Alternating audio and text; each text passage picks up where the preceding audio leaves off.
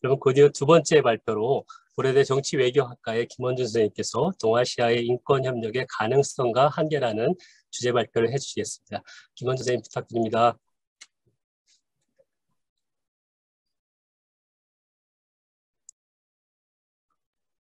예, 감사합니다.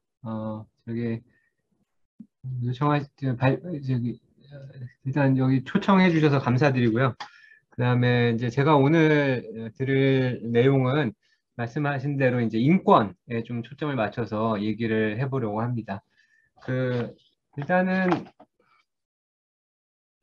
네, 일단은 제가 이제 이 논문에서 이제 집중하는 이제 문제는 국제적으로 볼 때는 그 세계 인권 선언 이후에 그러니까 특히 이제 국제적으로 그러니까 이게 국내 인권 발전보다는 이제 국제적인 흐름에서 이제 인권의 협력이나 아니면 인권의 발전이 상당 부분 진행이 많이 되고 그다음에 이제 법과 규범의 측면에서 상당한 인권의 발전이 있었다. 이거는 뭐 현상이죠. 이거는 저희가 그 팩트로서 보통 이제 다 얘기가 되는 거고 물론 이제 실효성 부분에 대한 얘기를 할 수 있는데 그 부분에 대해서 사실 의견이 많이 갈리는 부분이 있습니다. 그래서 이제 그 부분은 그렇다고 해도 어쨌든 국제적인 발전이 있었다라는 거는 이제 하나의 팩트인데 이런 상황을 가지고 이제 많은 연구자들이 보통 한 두 가지 질문을 던졌습니다. 사회과학에서. 근데 그 두 가지 질문이란 게 첫 번째는 이제 왜 그리고 어떤 과정을 통해서 인권이 이제 국제적으로 확산했는가 아니면 이제 인권 협력이 일어났는가 하는 게 이제 우리가 보통 원인에 관련된 질문들이고요. 그 다음에 다른 한편으로는 그렇게 해서 인권이 발전을 했는데 그러면은 이제 그게 각각의 국가나 지역이나 국제사회에 어떤 효과를 미치고 있는가, 어떤 실질적인 효과가 있는가 이런 질문들을 많이 던지고 많은 학자들이 국제적으로 답을 해왔습니다. 그러니까 물론 여기도 이제 한 가지 더 이제 구체적인 질문은 이제 어떤 조건 하에서 인권의 확산이 더 잘 일어나고 아니면 인권의 효과가 더 잘 발휘되는가 이런 어떤 우리가 스코프 컨디션이라고 얘기하는 선결 조건에 대한 논의들도 이제 상당히 많이 있었습니다. 그래서 저는 이러한 이론적인 어떤 문제들을 기반을 해서 이제 동아시아들을 들여다본 겁니다. 근데 이제 항상 보면은 동아시아의 문제점은 뭐냐면 크게 두 가지입니다. 다른 미주나 아니면 유럽이나 아니면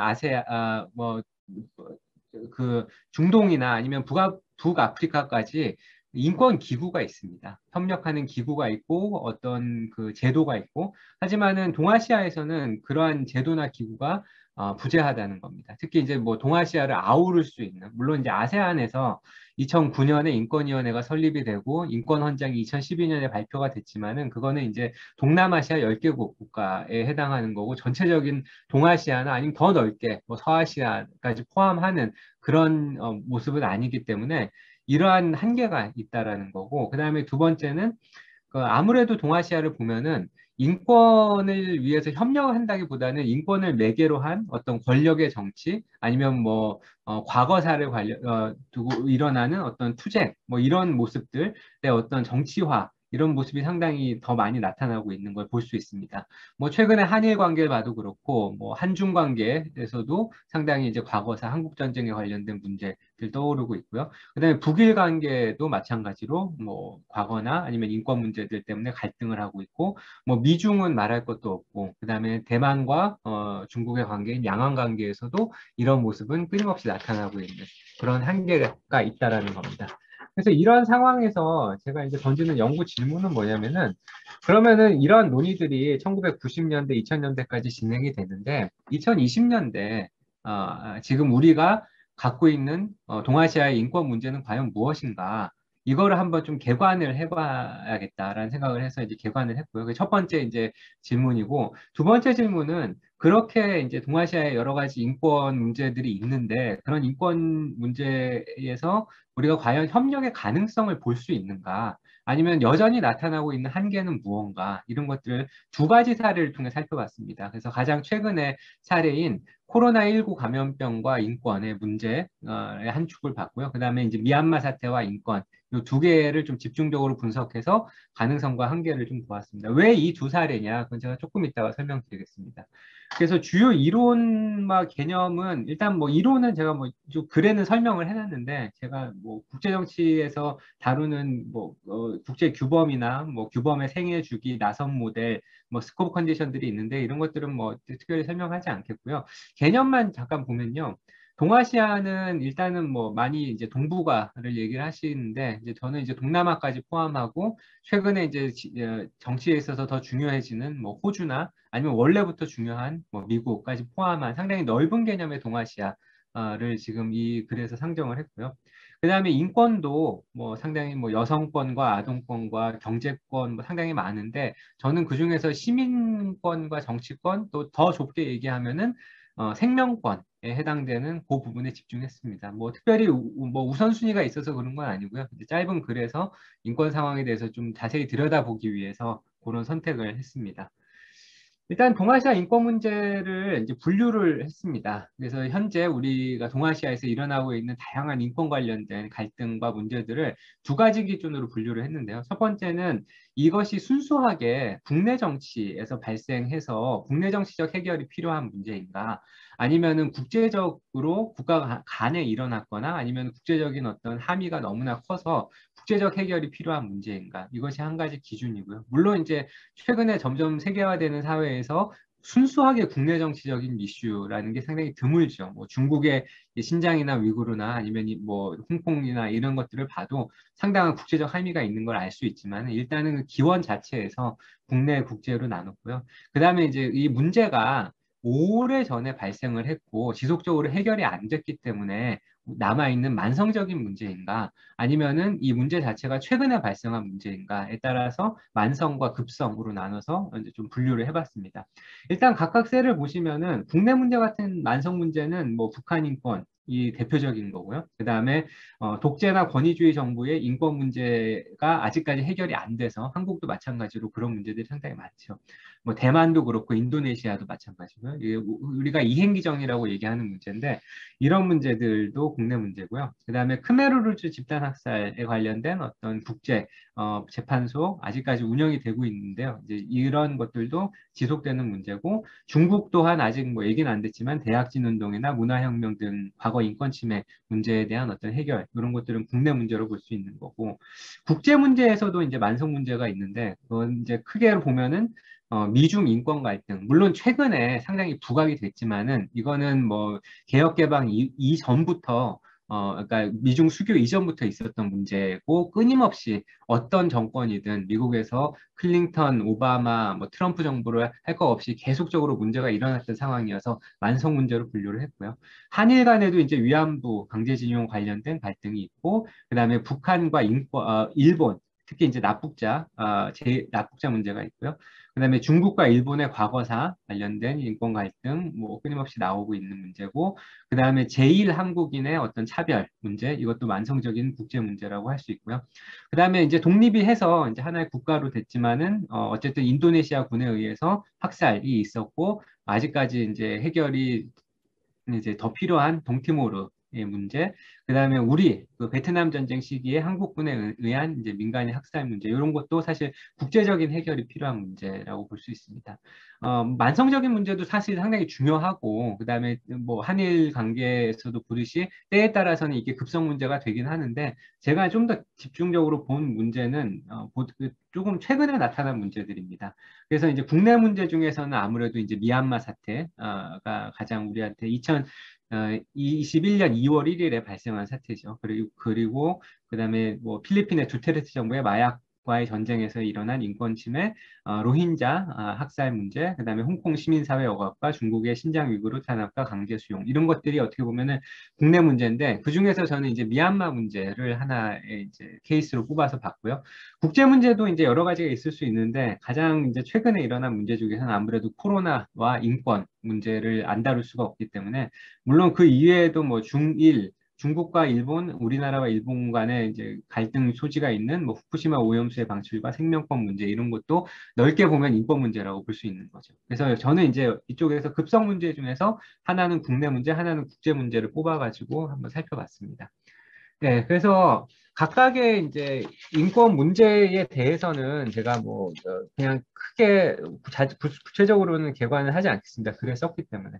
하지만 이제 중요한 거는 과연 이 사례들이 우리에게 주는 협력의 가능성과 한계라는 부분에서 무슨 얘기를 할 수 있는가 하는 얘기를 좀 더 하려고 합니다.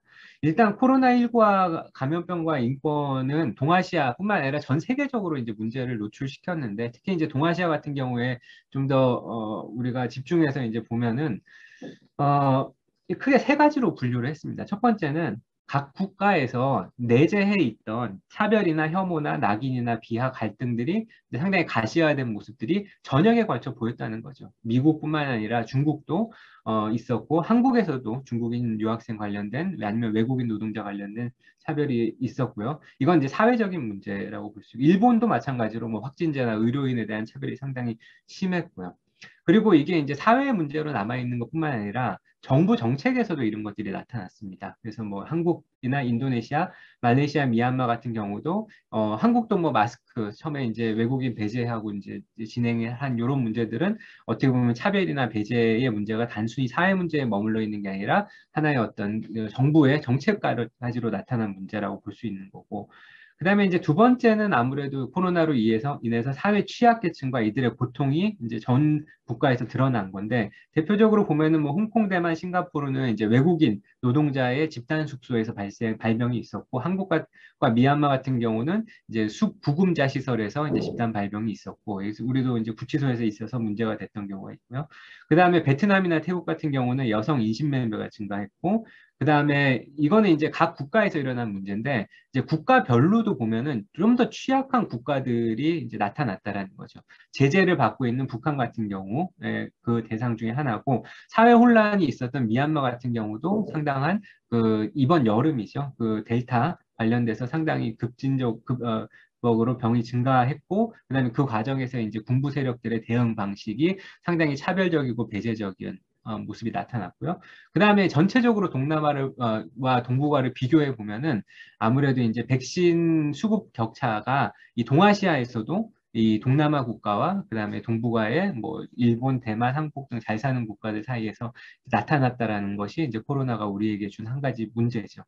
세 번째는 이제 인권 관련돼서 이 감염병을 대응하다 보니까 나타날 수밖에 없는 지나친 개인 통제와 감시의 문제, 이것들이 있었는데, 중국 같은 경우에 지금도 칭링 정책이라고 해서 이제 그 제로 코로나라고 얘기하는 정책을 펴기 때문에 봉쇄를 할 수밖에 없는데, 그런 문제들이 뭐 상당히 뭐 우한부터 해가지고 시안 계속 텐진까지 나타나고 있는 문제들이 계속 있고요.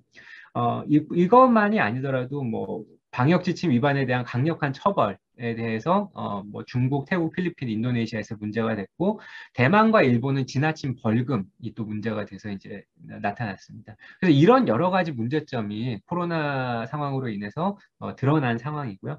이 코로나 상황은 전체적으로 봤을 때는 국가들 간의 협력의 모습을 당연히 보여야 되는 그런 어떤 상황임에도 불구하고, 아직까지 이 감염병이 뭐 어떻게 줄어들거나 없어지지가 않은 상태이기 때문에 그런 어떤 협력 가능성보다는 어떤 격차나 차이 아니면은 뭐 국가 이기주의 이런 모습들이 상당히 더 드러났던 케이스라고 볼 수 있습니다.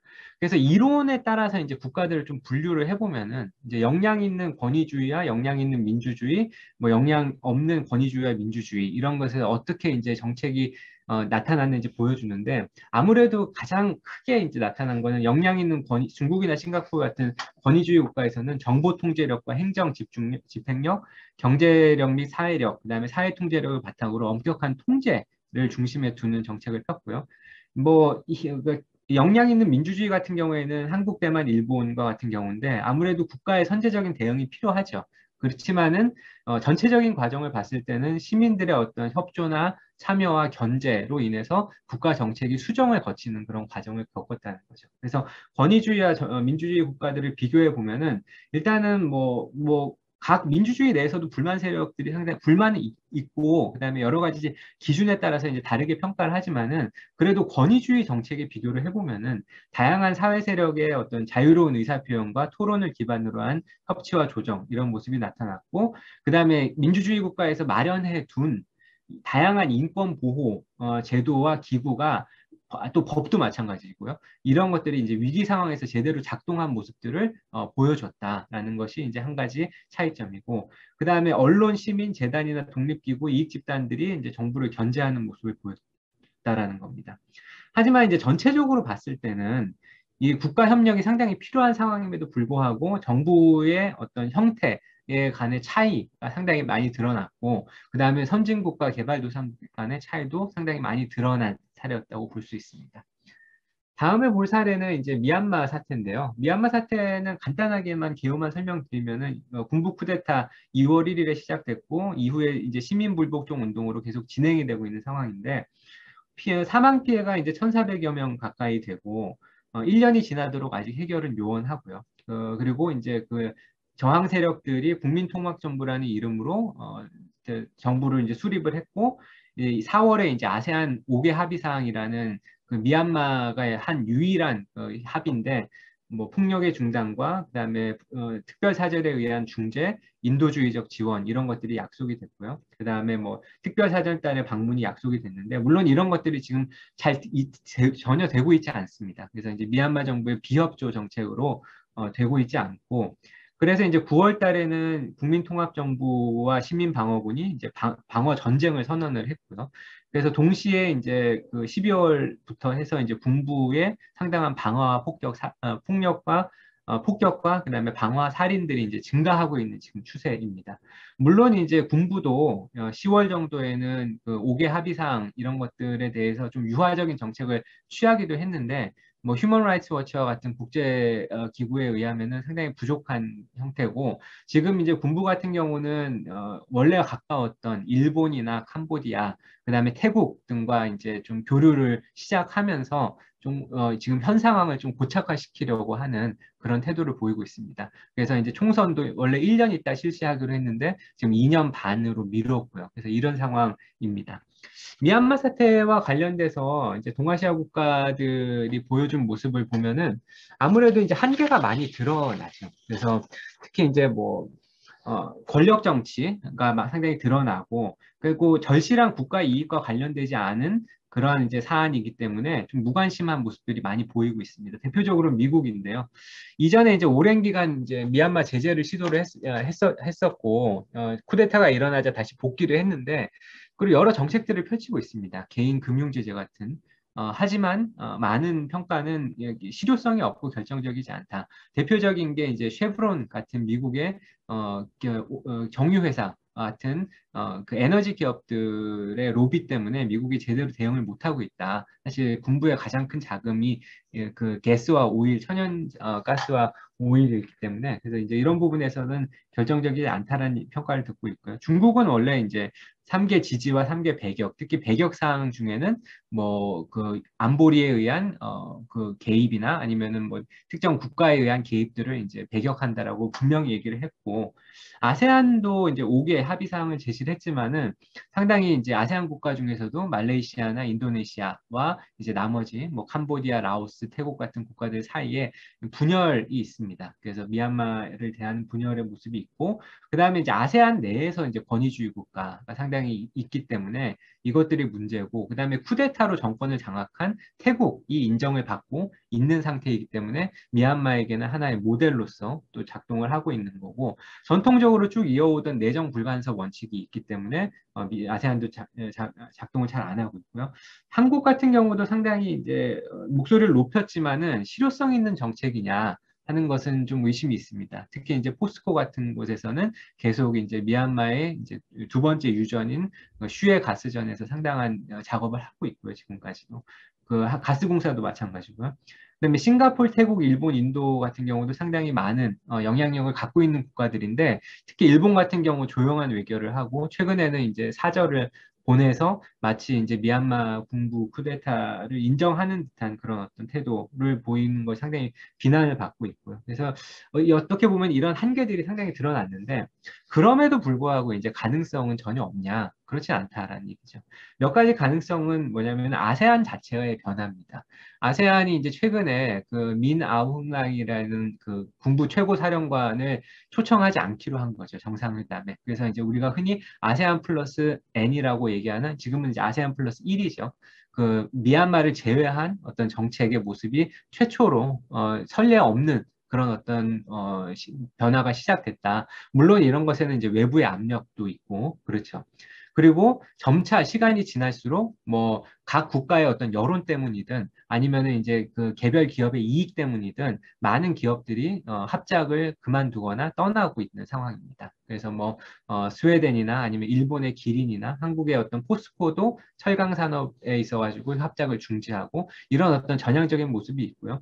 그 다음에 상당한 압박이 있기 때문에 안보리에서는 사실 중국과 러시아 그리고 뭐 이런 국가들의 반대로 진행이 안 되고 있지만은 총회 같은 곳에서 결의가 일어나면은 최근에 이제 6월에 있었던 총회에서 중국은 반대를 하지 못하고 이제 기권을 한 사례가 있습니다. 그래서 이런 것만 봐도 중국도 이제 국제적인 레퓨테이션을 생각할 수밖에 없는 상황입니다.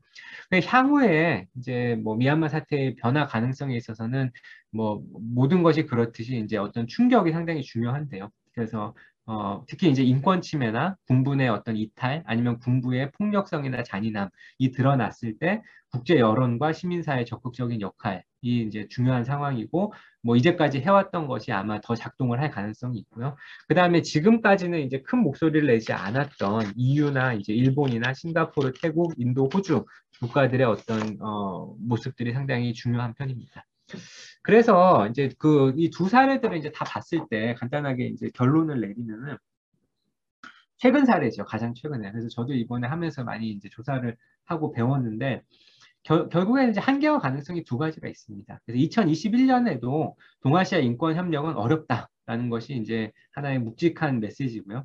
왜냐하면 뭐 아세안 인권위원회나 인권선언도 제대로 역할을 못했고, 특히 이제 더더군다나 이제 이 상황에서 미국과 중국이 인권이나 민주주의 같은 가치로 대치하고 있는 상황을 더 어렵게 하는 거고, 그 다음에 세 번째는 여전히 국가들 간에 한일만 봐도 해결되지 못한 문제가 있는 상태에서 이제 코로나 상황까지 겹치고 특히 뭐 이제 권위주의와 민주주의 국가 간에 해결되지 못한 문제가 있는데도 불구하고 코로나 격차까지 드러나서 더 틈을 벌리는 그런 모습을 보였고요. 동남아 국가들은 여전히 이제 역량 부족에 시달리고 있는 거죠. 그러니까 의지가 있어도 역량이 부족해서 인권을 보호하지 못하는 그 상황이 있고 더 나쁜 경우는 이 미얀마 같이 이런 그 상황을 이용해서 정치적으로 이용하는 그런 모습을 보이기도 한다라는 거죠. 하지만 그렇다고 전혀 가능성이 없냐? 그렇지도 않은데 첫 번째는 점점 더 이제 생각이 한 국가의 인권 문제는 더 이상 절대 그 국가만의 문제로 인식되지 않는다. 미얀마 사태도 지금까지 계속되는 논의들을 봐도 그렇고 코로나19는 더더욱 그렇고 그래서 이러한 경향이나 이러한 어떤 합의는 계속 진행될 거기 때문에 국제적인 어떤 시민사회나 여론의 압력이나 특히 아까 제가 말씀드린 충격이나 이런 것들에 의한 변화의 가능성은 항상 열려 있다라는 거고 두 번째는 이렇게 심각한 인권 침해를 다루는 데 있어서 점차 국가나 정부의 역할에 한계가 있다라는 점들이 많이 보여졌고 미얀마 같은 경우도 기업의 압력을 넣은 건 사실 국가라기보다는 시민사회 거거든요. 우리도 포스코 인터내셔널 같은 경우에 철강 합작을 그만두도록 한 데에는 참여연대와 뭐 대학생들의 상당한 압력도 있었고 그래서 아무래도 이제 국내와 국제 여론이나 시민사회 역할이 더 중요해지는 그런 모습을 봤다라는 것이 제 잠정적인 결론입니다. 예, 이상으로 발표를 마치겠습니다. 예, 감사합니다, 김 선생님. 개인적으로는 코로나 사태라는 것에 눈에 가려서 미얀마에 대한 소식은 아주 단편적으로만 접하고 있었는데 김 선생님 발표를 통해서 코로나 이후의 세계라는 부분들은 코로나 사태의 중심만으로는 만들어지지 않는다는 것을 다시 한번 좀 생각할 수 있게 되었습니다. 동아시아 공동체에서 그 공동체 형성의 주요한 소재이자 계기가 되는 것이 인권이라는 부분도 새롭게 또 이해할 수 있게 되었습니다. 다시 한번 감사의 말씀.